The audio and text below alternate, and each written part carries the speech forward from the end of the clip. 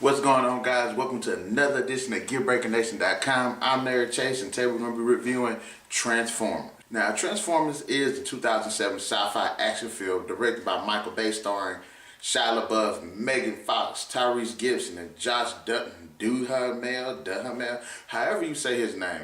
This guy right here. The story follows Sam Witwicky, who unwittingly gets pulled into this war between the cool-ass Autobots and these badass Decepticons over this artifact called the R-Spark that whoever gets it actually can win this war. As an adaptation, the film is pretty good. It's freaking amazing, actually. I cannot tell you how much I enjoyed myself when I watched this film. One of the best things about it is the original voice for Optimus Prime. Peter Cullen actually is voicing Optimus Prime, and the guy does a terrific job. And I have to also give it to Hugo Weaving, who does Megatron. The acting is pretty good for the most part. The one person that really stands out to me personally was Shia LaBeouf.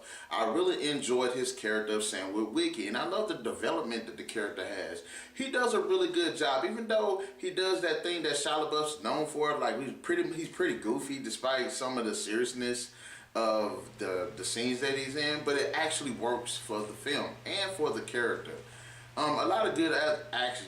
Josh Duhamel does a really good job. I like Tyrese Gibson. I thought their characters were actually pretty good, and also I put a lot of weight to the stories, especially since it was more of a military aspect, which worked. The other characters were pretty good. There was a lot of really funny dialogue here and there. This film is unbelievably fun. The story is a bit interesting. See, there's the war between the Autobots and Decepticons, and there's this artifact called the R-Spark, which has the ability to turn machines into Transformers, essentially. And for the most part, it was done pretty good. I like how they did involve humanity and Earth, and how how the Autobots came into being here on Earth, and how the Decepticons came to being on Earth. It worked really good. And I have to say, the beginning of this movie is freaking phenomenal. One of the best parts of the movies is the opening. The opening is just so dope. It sets you up to what you're going to be seeing, and it does a really good job at doing that. If one thing is good about this movie, it's the visual effects. The visual effects are freaking phenomenal.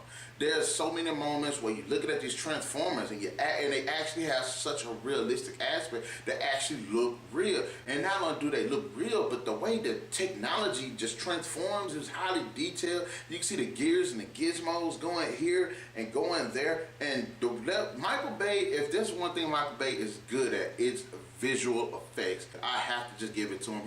He outdid himself with these Transformer designs. And also, there's some really hyper action sequences in this movie, like out of this world. And they're done really well, choreographed really well. The cinematography is done really well. I have to say, one of the most exciting parts really was pretty much the third half of the movie. It's action-packed, it's fast-paced, a lot of explosions. It's done really well. There are some negatives to the film.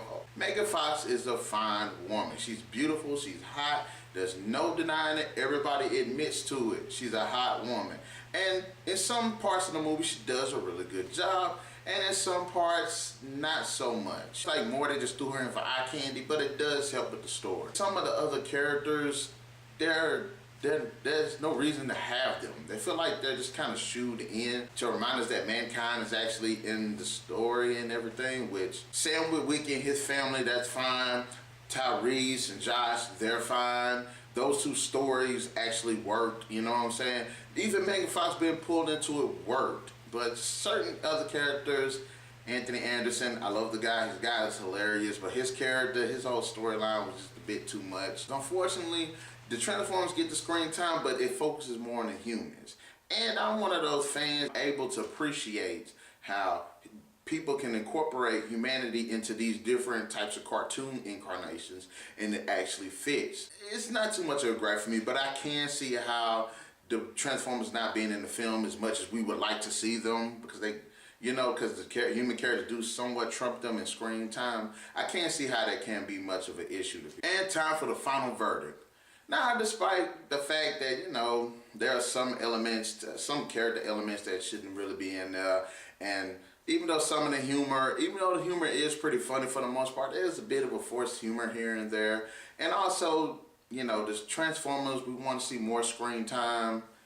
I have to say, the movie was pretty good. It had some really good acting. It had a really interesting story, and the visuals and action scenes were on par. I have to give Transformers a 3 out of 5.